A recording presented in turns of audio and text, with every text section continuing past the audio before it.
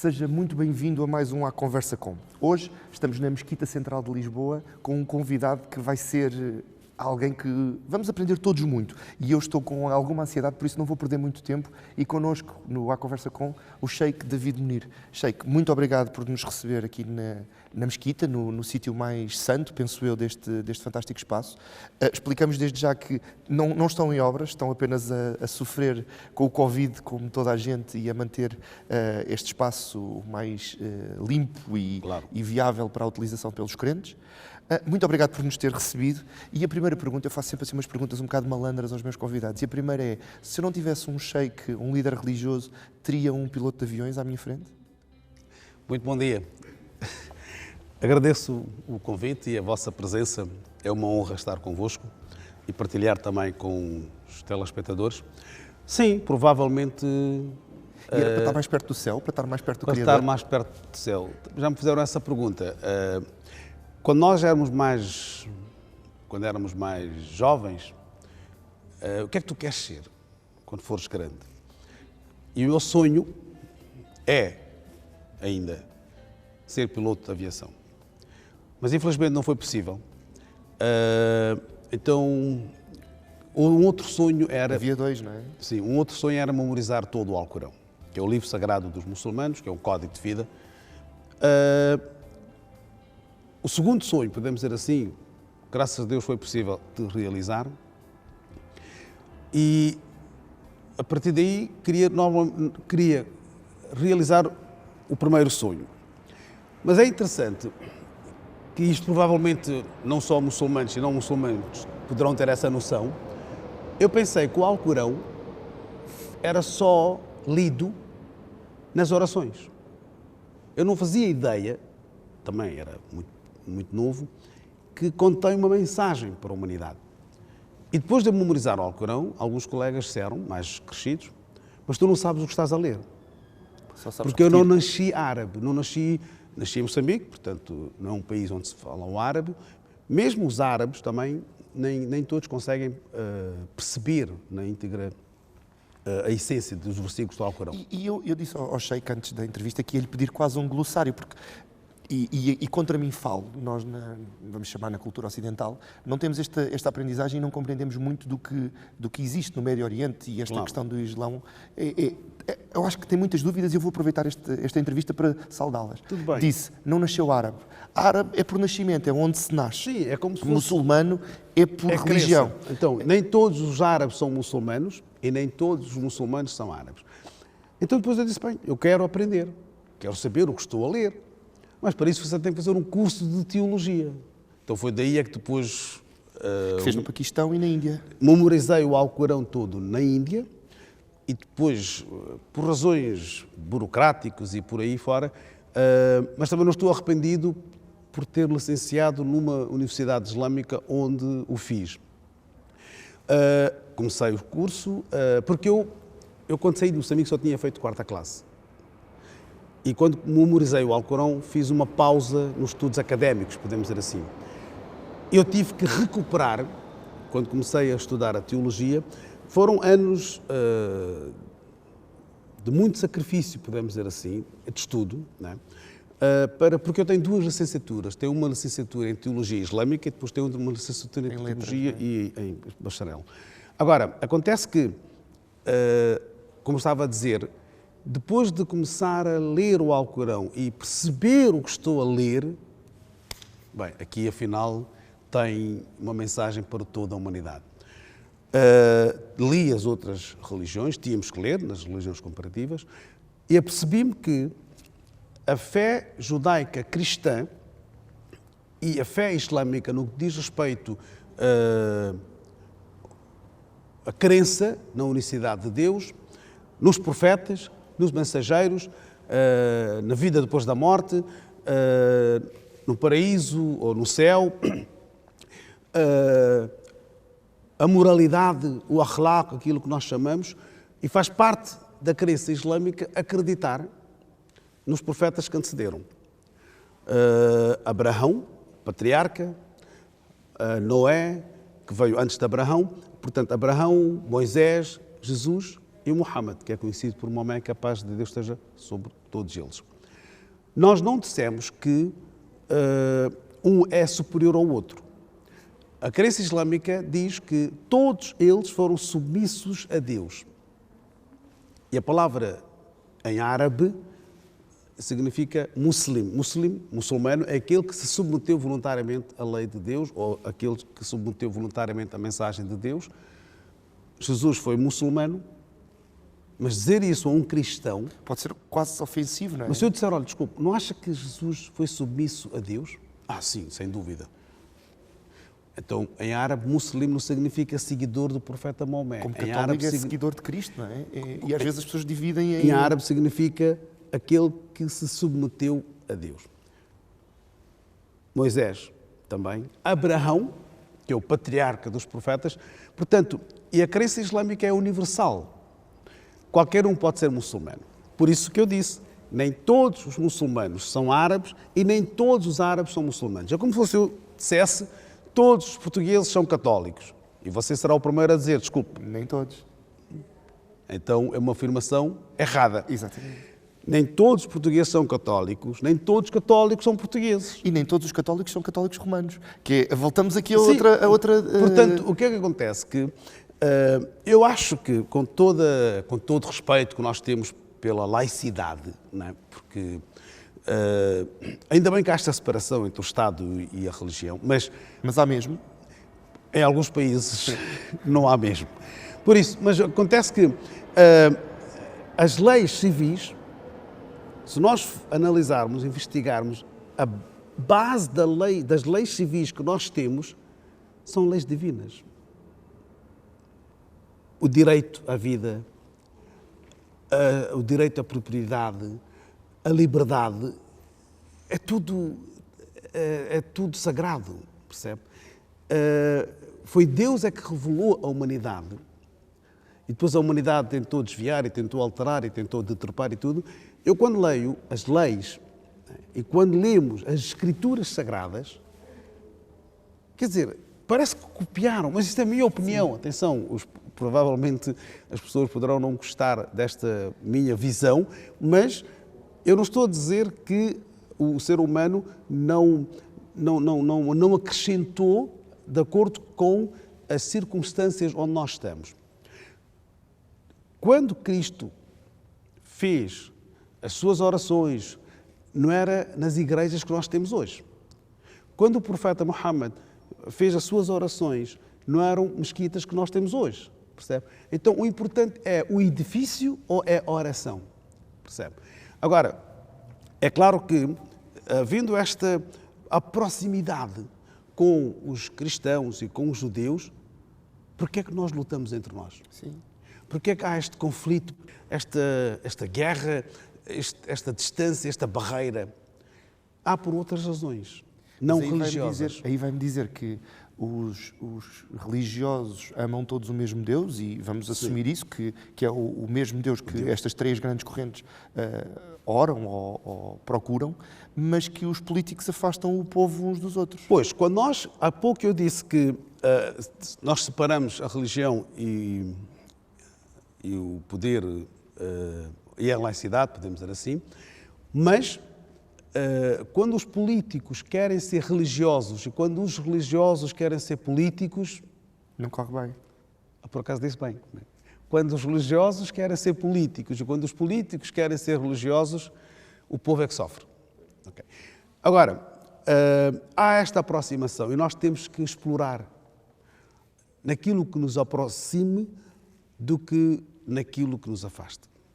É claro que depois há alguns detalhes de cada crença, não é? Tudo bem, a pessoa é livre, pratica a sua crença. Eu costumo dizer, se eu respeitar, serei respeitado. É tão simples como isso. Se eu quero que as pessoas me respeitem, eu tenho que respeitar. Mas para eu respeitar, eu tenho que conhecer. Portanto, a ignorância, a sério, para além de ser uma cegueira, a ignorância é horrível. A ignorância transmite medo, percebe? E nós, infelizmente, facilmente somos influenciados, sem investigar, Eu costumo dizer também que os muçulmanos que vivem no Ocidente já têm um rótulo. Okay. O muçulmano que comete uma agressividade e o não muçulmano que comete a mesma agressividade, o muçulmano será posto o nome da sua crença, fundamentalista, islamista, jihadista. E se for um não muçulmano, é um doente. Tem distúrbios. Ou foi foi assim uma coisa que se lhe passou à frente dos olhos, coitado. Mesmo que ele diga que eu fiz em nome da minha religião. Esse desculpar, a minha formação é em comunicação. E há uma teoria de comunicação que é a teoria da campainha. Não sei se o Sheik já ouviu falar, que é, em Portugal, cada vez que morre um português, toca uma campainha nas redações. Sim. Mas para a mesma campainha tocar, têm que morrer 1000 chineses, porque senão não é notícia. Vamos dizer assim. Esta teoria da campainha aplicada aos muçulmanos não é quase uma bênção e uma maldição o petróleo que estava debaixo dos pés deles? Esta inveja sobre aquela riqueza ou sobre aquela cultura? Há 3 aspectos. Há um aspecto que se passa no mundo islâmico. Há um outro aspecto que é político e económico. Okay? E há outro aspecto que é muito mais importante que os muçulmanos que vivem no Ocidente. Há várias comunidades. A segunda maior religião em França é o Islão. Há várias, mas variedíssimas... Estamos a falar de 60 mil crentes em Portugal? Mais coisa, menos 60 mil, sim, em Portugal. Há variedíssimas comunidades islâmicas que vivem no Ocidente e, mais concretamente, na Europa. Quando é que os muçulmanos começaram a vir após a Segunda Guerra Mundial, para não falar da presença islâmica na Península Ibérica? Que é um especialista. Temos que falar sobre isso. No entanto, acontece que, porque é que, esta é que é a grande questão que eu coloco aos muçulmanos que vivem na Europa. Porque é que a comunidade islâmica portuguesa não tem nenhum problema do termo integração e as outras comunidades têm? Nenhum político português, de que ala for, da direita à esquerda ou do centro... Até daqueles que atacam toda a gente, nunca atacaram os muçulmanos. Porque é que nenhum político até agora disse que os muçulmanos portugueses não estão integrados? Porque se disser é uma mentira. E uma das coisas que nós apelamos aos muçulmanos que venham, os mais recentes, né? Estamos a falar agora dos refugiados afegãos, dos sírios ou de qualquer outra parte, uma das coisas que nós pedimos às pessoas para se integrarem, para se sentirem bem, aprendendo a língua, a cultura, respeitando o outro, comunicando com as pessoas, tendo braços abertos, percebe? E não se isolarem, e não criarmos guetos, percebe? Porque isto é um outro problema que as outras comunidades no mundo ocidental criaram. Mas acha que foi de parte a parte? Esses guetos são porque é mais confortável? Vou-lhe dizer isto Exatamente. de outra maneira e vou atacar a minha própria comunidade. Os portugueses na Suíça, eu conheci uma portuguesa que veio toda contente dizer-me: João, eu estou há 25 anos na Suíça e ainda hoje não digo uma palavra de francês. E eu fiquei quase ofendido, porque nós temos que nos dar aos outros. Claro. Esse lado de, às vezes, nós protegermos junto daqueles que têm as mesmas vontades, cria esses guetos também? Sim, há 50 anos atrás tinha umas certas vantagens. Hoje já não há. Hoje, com a globalização, com tanta mistura de culturas e de pensamentos, pode ser um perigo. Pode haver uma certa onda de algumas pessoas facilmente se radicalizarem-se. Então, como nós não tivemos, e nem queremos ter, atenção, isto é um desafio que a comunidade islâmica tem em Portugal. Não tivemos e nem queremos ter, porque nós vivemos pacificamente. Há que valorizar a liberdade que nós temos de termos uma mesquita deste tamanho, de termos cemitérios ou talhões nos cemitérios para fazermos o enterro islâmico. É possível adquirir carne halal lícita para o consumo dos muçulmanos. Os muçulmanos estão integrados na sociedade, preocupamos intensamente com a situação precária de muitas pessoas, e já entrevistou a Nur Fátima, né? E sabe o trabalho que ela está a fazer. Nós aqui na Mesquita também tentamos ajudar as pessoas mais carenciadas, independentemente de serem muçulmanas ou não muçulmanas, mas há instituições onde, não diria que são instituições islâmicas, mas onde a responsável ou o responsável tem a crença islâmica, mas mistura-se com todos, percebe? E estão na rua. E não estão na rua só no dia dos natais, dão 365 dias, percebe? Portanto, há outras a fazer. E com diálogo interreligioso, há outras a todos. fazerem também, mas isto as pessoas têm que ter a noção que os muçulmanos, a única diferença que há entre eu e o senhor, ou entre eu e alguns telespectadores, é a nossa crença. Mais nada. E a crença é pessoal. Mas Sheikh, o Sheikh falou agora halal e temos que traduzir um bocadinho para os nossos espectadores, que é um halal, código de alimentação. Halal quer dizer lícito para o consumo muçulmano. Dos animais domésticos que nós podemos consumir, tirando o porco, né, o abate segue um ritual. Este abate... Que é um ritual do tempo de Moisés e que acho Exatamente. que os judeus têm Os judeus também fazem o kosher e nós temos. E a partir daí, este animal, a carne deste animal torna-se halal.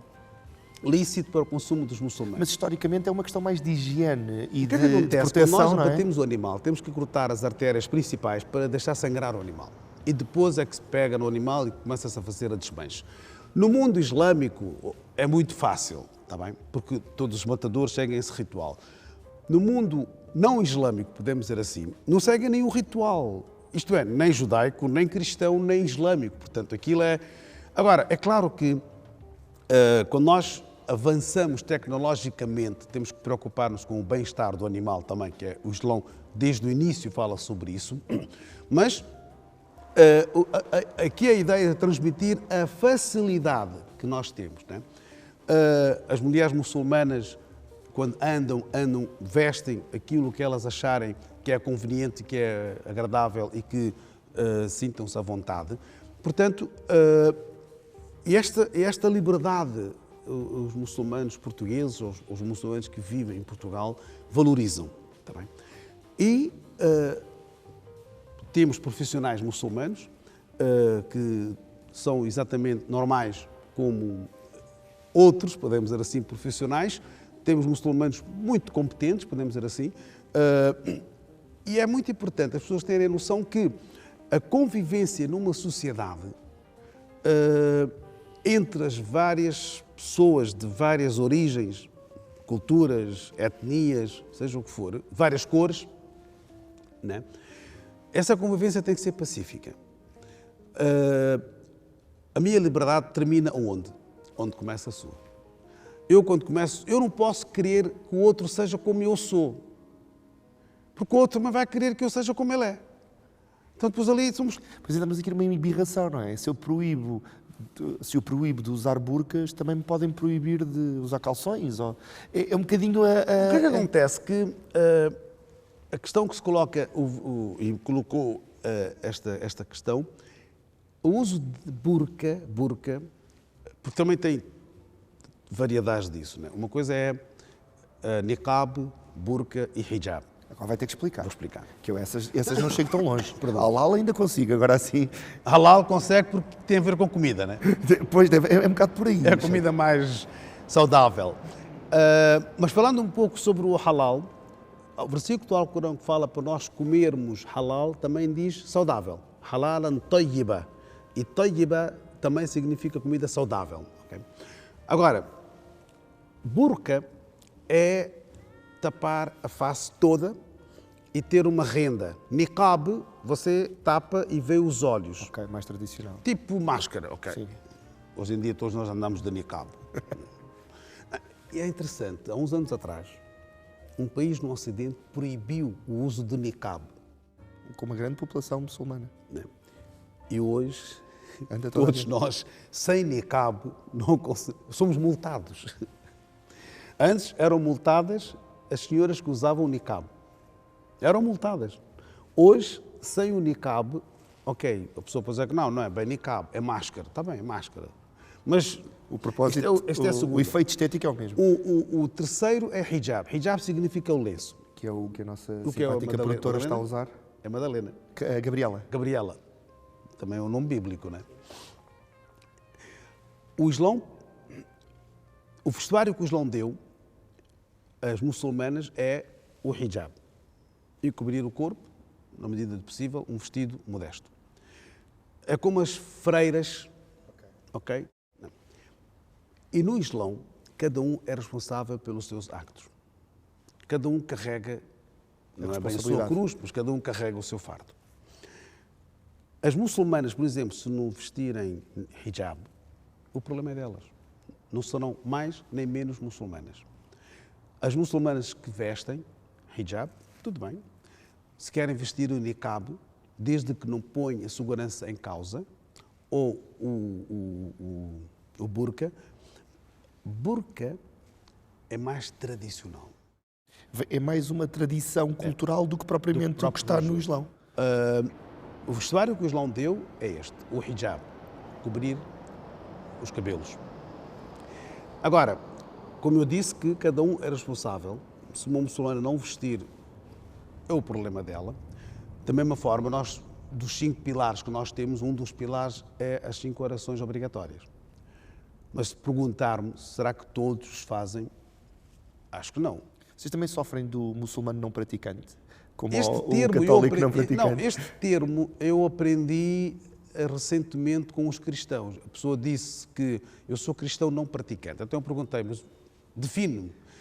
Segundo a definição que me deu foi, eu não vou à igreja. Portanto, eu sou um cristão não praticante porque não vou à igreja. Esta foi a definição que ele deu. No Islão, se um muçulmano não vier à mesquita fazer as suas orações, mas se fizer em casa, ele continua muçulmano. Vir à mesquita não é sinónimo de ser praticante. Okay? Provavelmente este muçulmano mora longe, né? Não tem condições para ouvir, etc. Portanto, este termo muçulmano não praticante não é muito utilizado. Eu, por exemplo, uso, e agora vamos aliviar um bocadinho a conversa, eu uso muito, eu sou vegan não praticante. Eu concordo com a ideia do veganismo, mas gosto muito de bifes, então vou por aí. Eu também gosto muito de bifes, halal. Exato. Mas agora tenho que fazer alguma dieta porque é assim.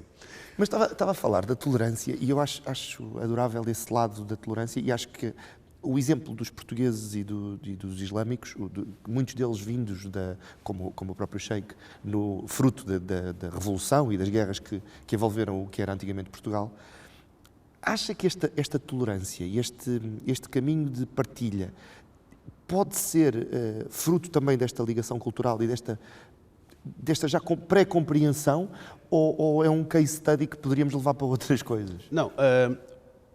Um dos problemas da integração que a Europa sofre,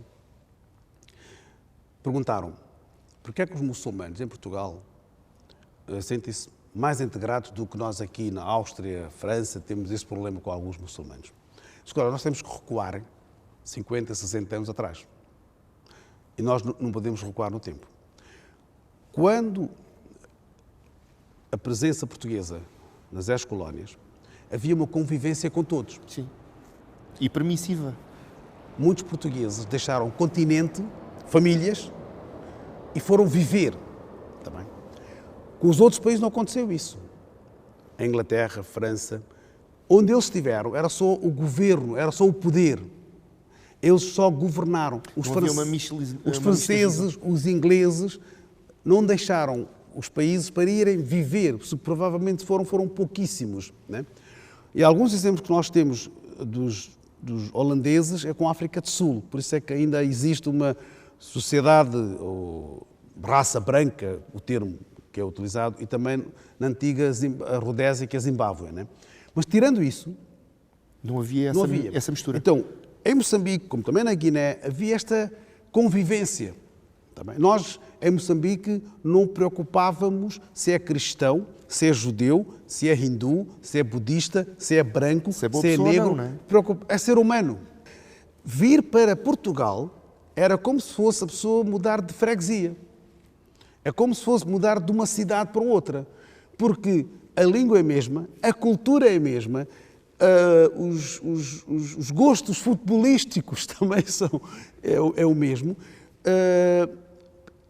Tudo isso fez com que, quando os muçulmanos vieram para Portugal, não preocuparam-se, vamos arranjar um sítio, Islamic City, por exemplo, ou cidade islâmica, e vamos todos ficar nessa era o tal cidade. gueto que falava há pouco. Graças a Deus isto não aconteceu. Eu lembro-me de pessoas me dizerem, eu estou cá desde 86, mas ouvi dizer há uns anos, muito antes, as pessoas, quando nós conseguimos este terreno, foi oferecido pela Câmara Municipal de Lisboa para a construção da mesquita. Do meu ano. A ideia da construção é em 79, a ideia da mesquita. Mais ou menos, mas foi inaugurado em 85. Sim. Agora, o terreno onde hoje nós temos bancos era um terreno vazio, percebe? Então, alguns muçulmanos pensaram, por que não comprar, fazer construção e colocarem famílias muçulmanas para a mesquita ser frequentada?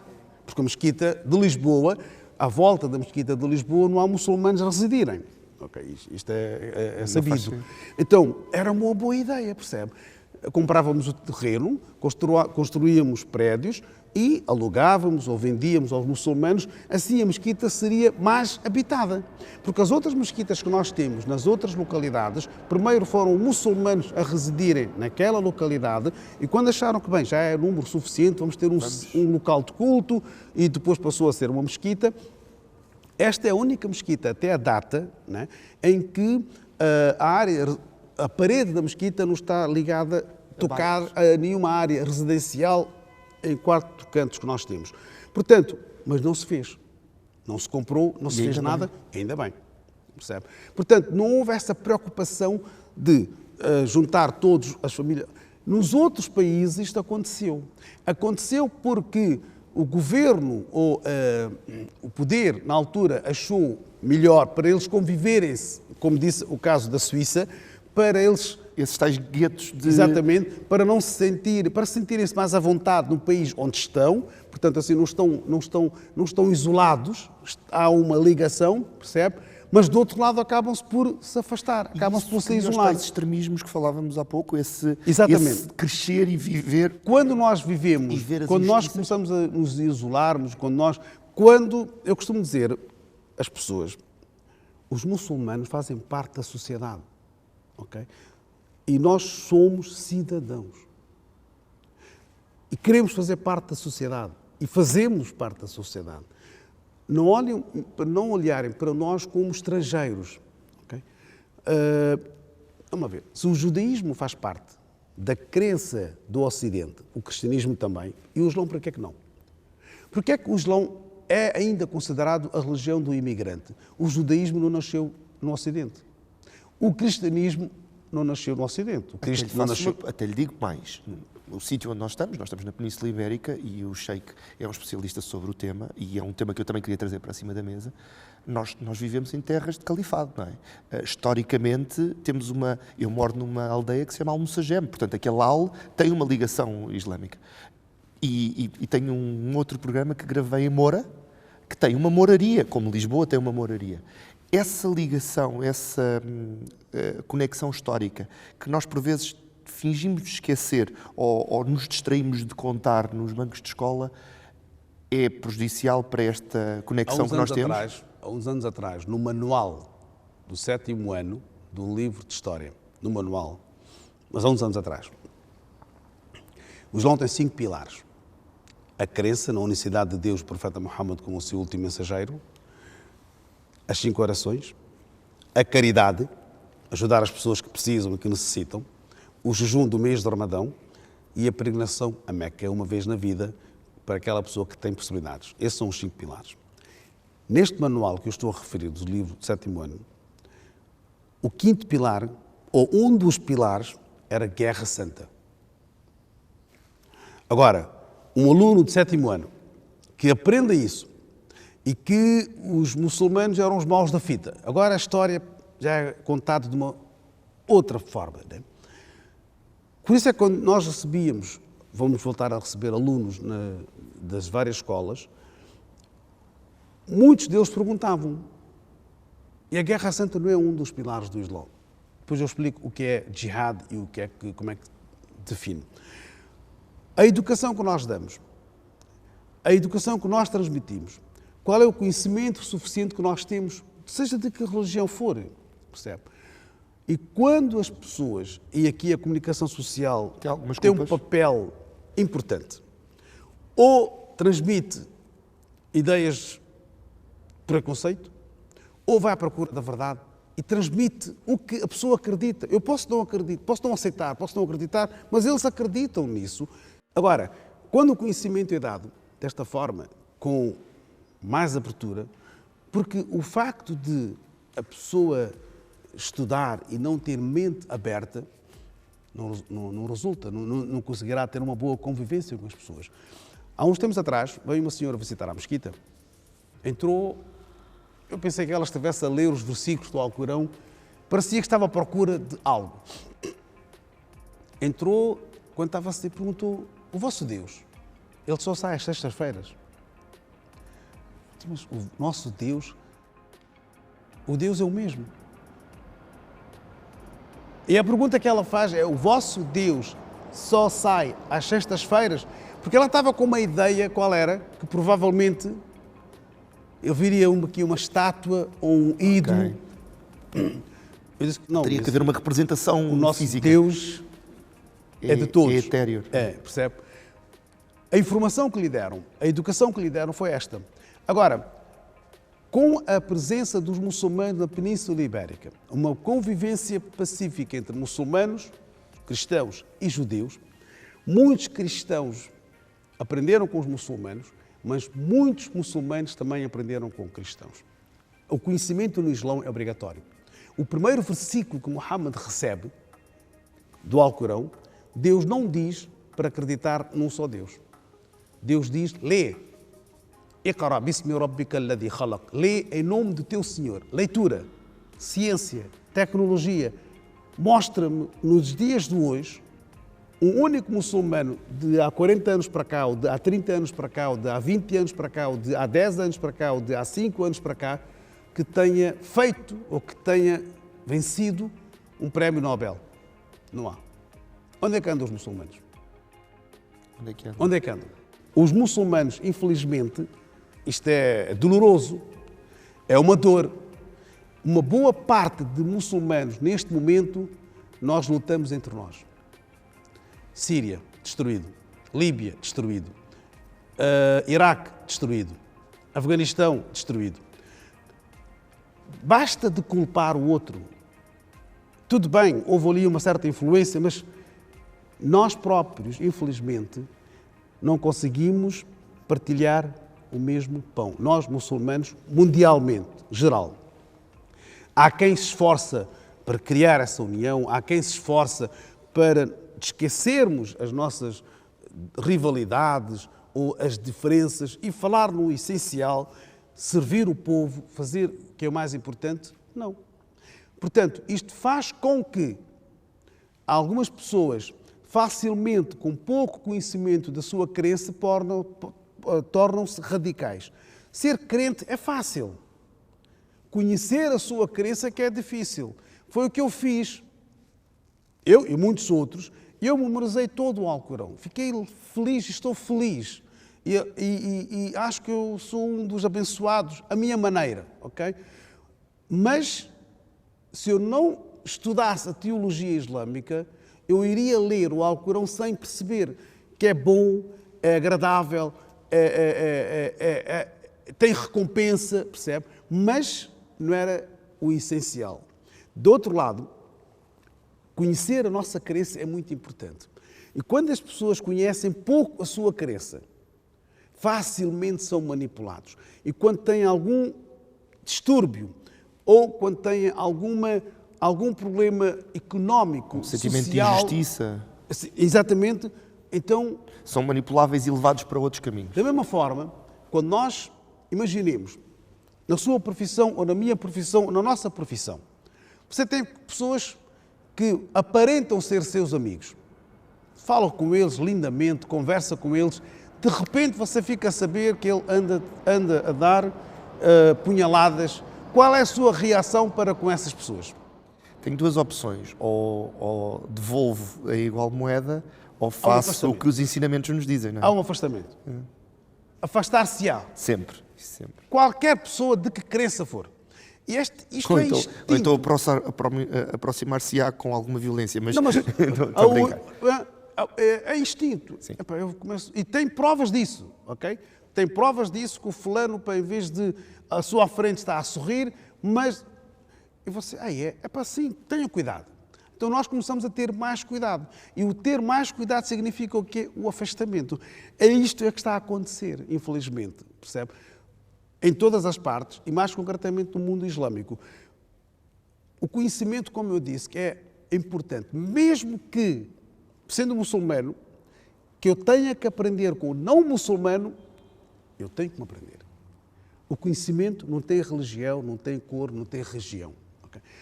Depois de adquirir o conhecimento, eu tenho que pôr em prática.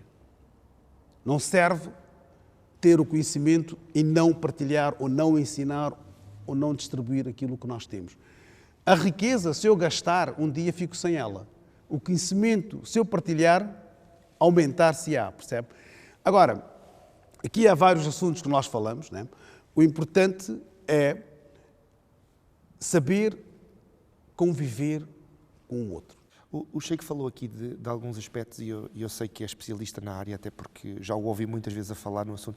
Neste caso claramente, para além da história, e tenho pena de não termos muito mais tempo para falarmos sobre a história do Califado, porque o Califado tem uma história muito interessante, porque libertou a Península dos Godos, que estavam a sugá-la, a massacrar, a destruí-la até à exaustão. Mas estamos a falar aqui de extremismos, e eu já ouvi o Sheikh a falar sobre este assunto. Este lado de não haver um Papa, um centralizador, alguém que coordene todos os muçulmanos como um todo, acaba por criar estas divisões mas ao mesmo tempo faz parte da liberdade da escolha de cada um, não é? Porque depois entramos no livre-arbítrio que está desde os tempos Então vamos pôr isso numa parte mais política, ok? Vamos sair um bocado da religião e falar o que é que prefere, uma ditadura ou uma democracia? Obviamente a democracia, mas a democracia é o mais falível de todos os regimes até a prova em contrário. E na democracia o que nós fazemos? Que nós opinamos. O Islão não tem Papa. O Islão sunita, ok? Porque o xiita tem no xiismo não é bem o Papa, mas tem um representante religioso, espiritual, que tem algum poder sobre... Mas nem todos concordam. Unificador, concordam, mas tem lá e parte do ismaelita também existe o príncipe, que é o Aga Khan, que é o representante espiritual. Mas o Islão sunita não tem. Porquê? Porque o profeta quis que cada um fosse o pastor do seu rebanho, da sua família. E a base é o conhecimento. Se eu disser algo com bases, então tem valor. E se eu disser algo sem bases, não tem valor. Chega a hora da oração, por exemplo, o responsável ou o imã da mesquita não chegou, a congregação está à espera, não há oração, entre a congregação a pessoa mais idónea ou aquele que conhece, que sabe um pouco mais, há sempre. Esta pessoa não é que ela avance, a própria congregação diz, avança. Porque entre nós achamos que tu és a pessoa mais... o imã não chegou, nem o imã, o responsável religioso, chegou tarde, ele chegou, a oração já começou, ele não pode ir para o altar ou para o lugar e dizer que não, desculpe, agora afasta-te que eu já cheguei. Não, faz atrás. Porque não há hierarquia. Deu essa liberdade para nós investigarmos, termos alguém, professor, que nos possa orientar. Aí é importante. Não é self-studies. Self-studies é bom para si. Mas tem... Ok, eu quero... Self-studies é bom para mim. Mas eu tenho que ter alguém que me oriente. É esta a explicação que se dá. Há um versículo do Alcorão que diz, por exemplo, não te aproximais da oração. Parte do versículo. Se for tirado fora de contexto... Então, a oração é um dos pilares do Islão. Eu sei que está a dizer para não aproximar-se da oração. A proibição de bebidas alcoólicas teve 3 fases. A primeira foi a comparação, se beneficia ou prejudica. Conclusão, prejudica mais e beneficia pouco.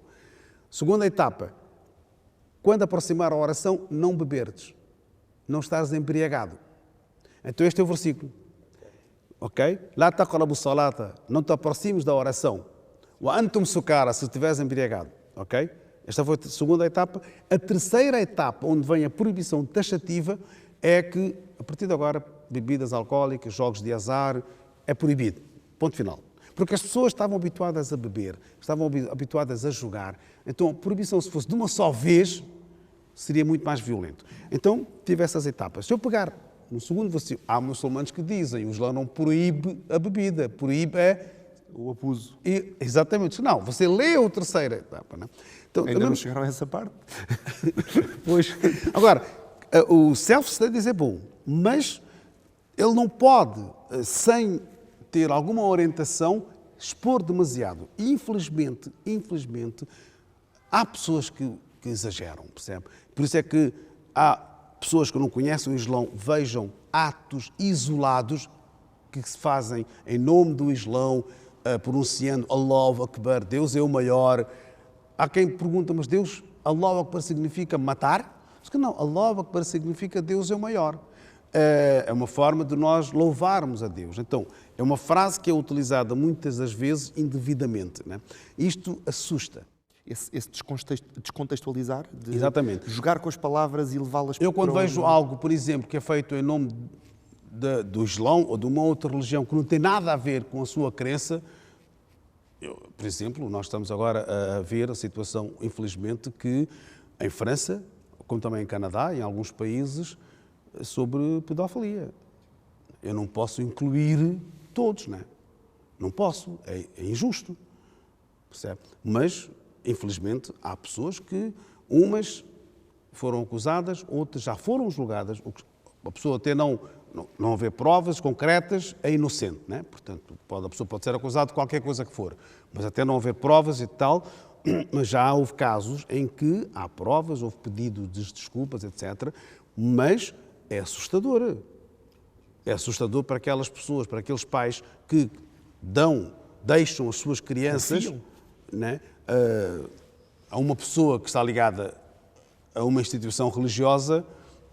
E tendo isto em conta... Esse lado leva-me a outra coisa que eu descobri quando estava a preparar esta entrevista, que achei interessante, é que há uma espécie de um board, um conselho de anciãos, imagino eu, que coordena as operações da própria mesquita. Existe aqui quase um controlo social.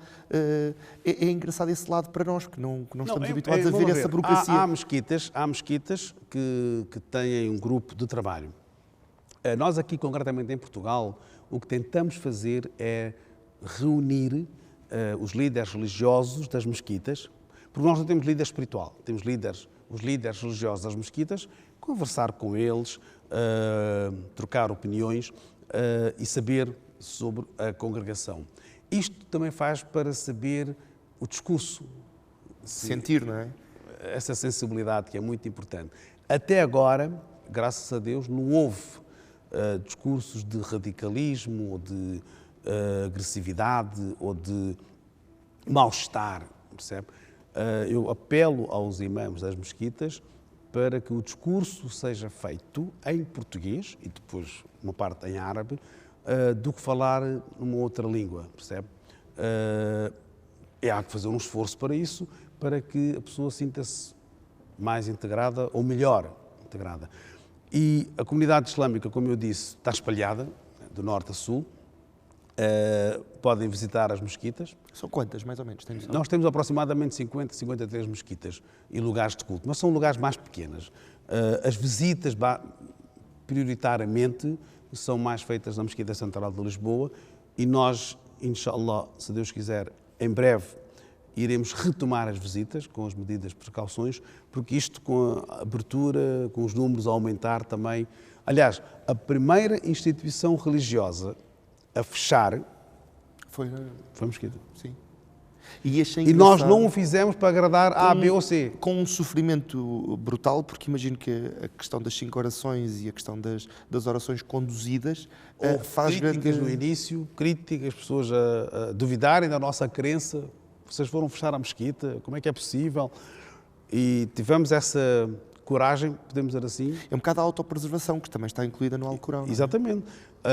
Agora, também com a reabertura, porque isto está, abre, fecha, com as reaberturas, e aqui a comunidade islâmica e concretamente os voluntários da Mesquita Central de Lisboa, todos eles, voluntários, tiveram um papel e têm um papel muito importante. Receberam-nos muito bem. Percebe? Portanto, vamos tentar melhorar, porque isto com o tempo nós tentamos fazer o melhor que é possível. Temos a sala de culto, temos a sala onde as senhoras fazem suas orações, aqui são os homens que fazem as suas orações. Essa separação não é por discriminação, mas sim por respeito, porque a oração é ficar de pé, inclinar, prostrar e sentar. Temos uma biblioteca, temos 2 salas de aula, temos uma casa mortuária, que também estava fechada durante a pandemia, agora reabrimos, porque quando falece alguém, lavamos o corpo, vestimos a mortalha, lençol branco, e depois é que transportamos o corpo para o cemitério. A lavagem e a vestir a mortalha recomeçamos agora, caso não seja Covid, porque se for Covid então vai diretamente para o cemitério. Com alguma abertura, o enterro normal é sem o caixão, o anormal que é com o caixão, portanto durante muito tempo tivemos que mesmo fazer com o caixão. Hoje já temos esta abertura a voltar a fazer sem o caixão. No entanto, há que respeitar as pessoas que nos dão essas aberturas, respeitando as nossas práticas. Estamos a voltar à normalidade, mas sempre portanto, havendo abertura, também vamos abrindo. É um jogo de equilíbrios. Falando em abertura, o Sheikh é conhecido pelo diálogo interreligioso. Está presente muitas vezes em debates, em simpósios, em congressos. Essa caminhada ao lado de judeus, cristãos e todos os outros é uma vantagem para si? Apreende ou reconhece neles algumas vezes a presença do seu próprio Deus?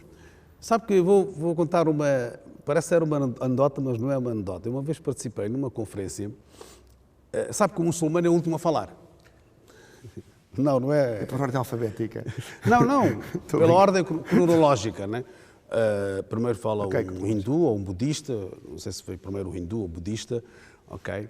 Em termos cronológicos, depois fala o judeu, depois fala um cristão, católico, para não falar...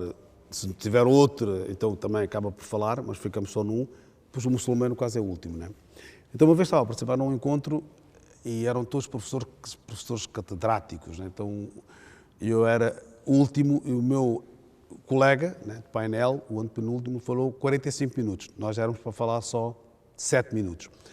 Ele leu aquilo tudo, as pessoas estavam tão cansadas, então no intervalo entre um palestrante e o outro, a sala ia ficando vazia. A sério, quando chegou a minha vez, o cristão parou de falar, né? Então, nesse intervalo, eu vi as pessoas, metade da sala, a levantarem-se. Eu tive que levantar-se, por favor, não saiam. Eu vou falar só 10 minutos. Eu vou falar só 10 minutos. Eu tenho que ter plateia, né? Portanto, se eu não tiver plateia, também a pessoa não se sente entusiasmada, né? Eu próprio estava cansado, percebe? Então, quando nós participamos nesses encontros, às vezes não sentimos nada. E às vezes sentimos. Quando é que nós sentimos? Sentimos quando há um respeito pela pessoa que está ao seu lado. Eu já participei em debates onde um representante da Igreja Católica só falava de guerra, de jihad, no Alcorão. Eu disse, mas desculpe, Sr. Padre, você vai falar aqui sobre o Alcorão ou veio falar aqui sobre a Bíblia? Porque eu vou ter que responder aquilo que você disse, porque você disse, as pessoas ouviram... E ao menos eram factos verdadeiros, os que ele estava a citar? Não, porque depois eu ouvi dizer. Pois, não, é fora de contexto. Portanto, eu posso pegar aqui a Bíblia, o Antigo Testamento, e posso aqui ler toda ela, se for possível, ou partes dela, e entramos aqui, não estamos a ensinar, ok? Mas também, voltando à sua questão, já participei em encontros em que... sentimos a presença divina, percebe? Sentimos ali o calor, sentimos ali a humildade. Eu aposto mais não nos encontros entre os religiosos.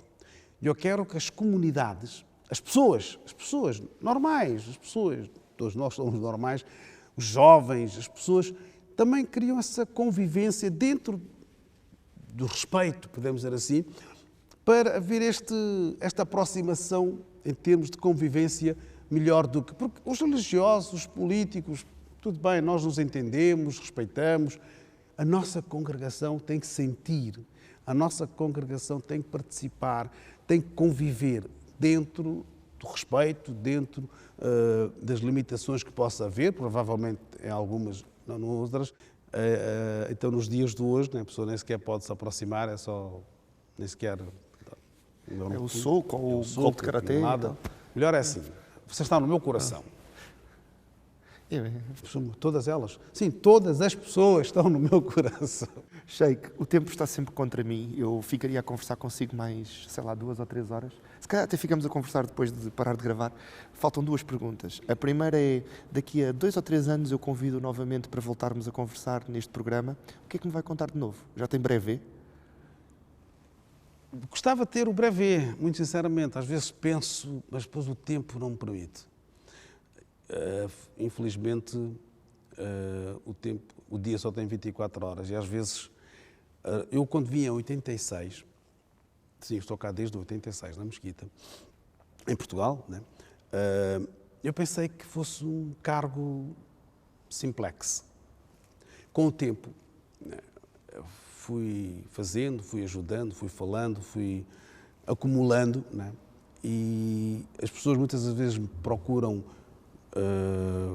por apoio espiritual, moral, e a pessoa tem que estar bem, porque se eu não estou bem não consigo transmitir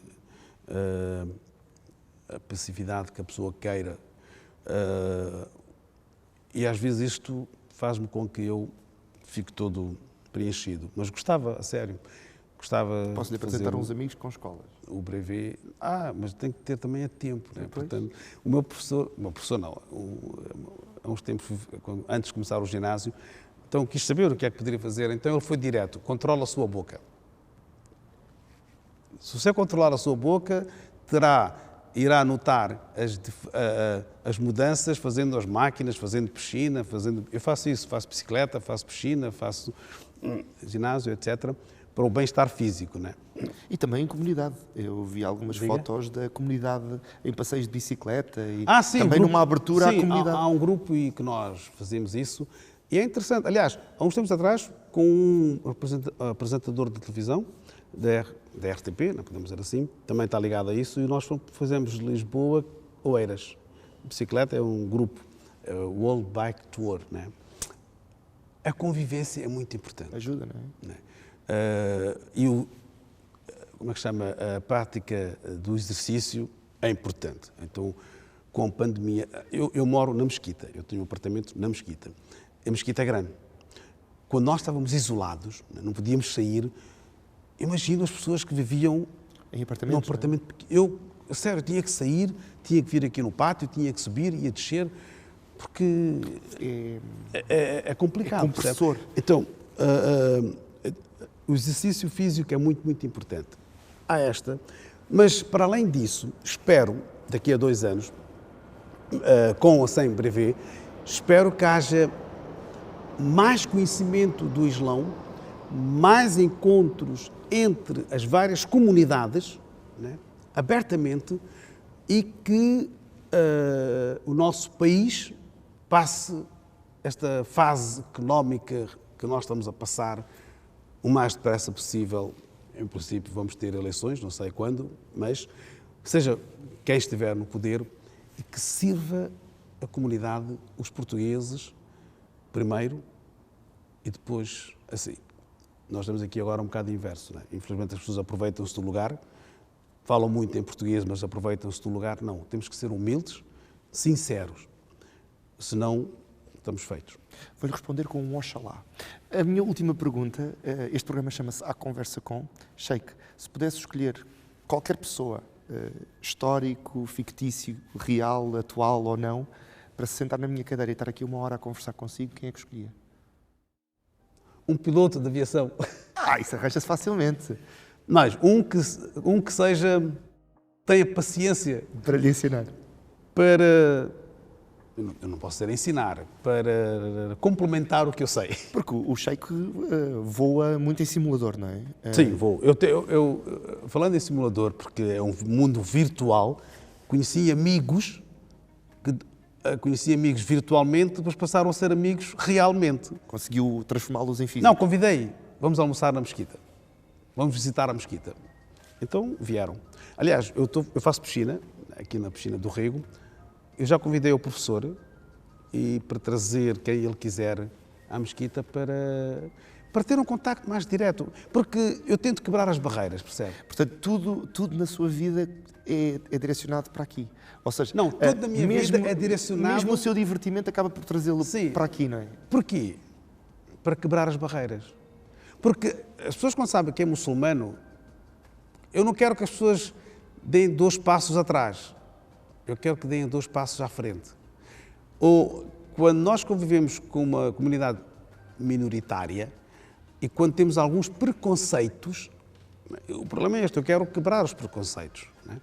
Uma das visitas que nós tivemos, eu depois de explicar, ficamos ainda um bom tempo, uma das pessoas que veio disse-me, posso falar consigo? Disse que sim, está à vontade. Mas queria, está bem. Eu tenho que agradecer. Disse, não, a sério, eu tenho que agradecer porque eu vim assim um pouco de paraquedas. O meu amigo é que me inscreveu, porque tinha que fazer uma inscrição. E ele disse, vamos jantar na mesquita, porque a visita terminava com um jantar. Eu vim mais jantar, porque eu odiava-vos. Cada vez que eu passava em frente à mesquita, eu cuspia. Hoje valeu a pena. Posso-lhe dar um abraço? Na altura... Podia-se. Sim, pode dar. Ele disse que, a sério, há preconceitos que nós temos, infelizmente. Ele propositadamente cuspia o ódio que ele tinha e ele veio jantar. Ele nem fazia ideia que iríamos ter uma conversa informal, tentar esclarecer algumas dúvidas e, no fim, ele disse isso e peço desculpas. Não faz mal, faz-te conta que você não fez nada. O importante é o senhor sentir-se bem. E depois trouxe a família mais tarde e visitaram a mesquita. Este é o meu papel. Espero que também tenha sido um pouco o nosso nesta conversa. Não, gostei de estar convosco. Espero que também tenha tirado algumas dúvidas desta relação com o Islão e com esta ligação que o Islão tem a um Deus único, no fundo. Para a semana voltamos com mais um À Conversa Com.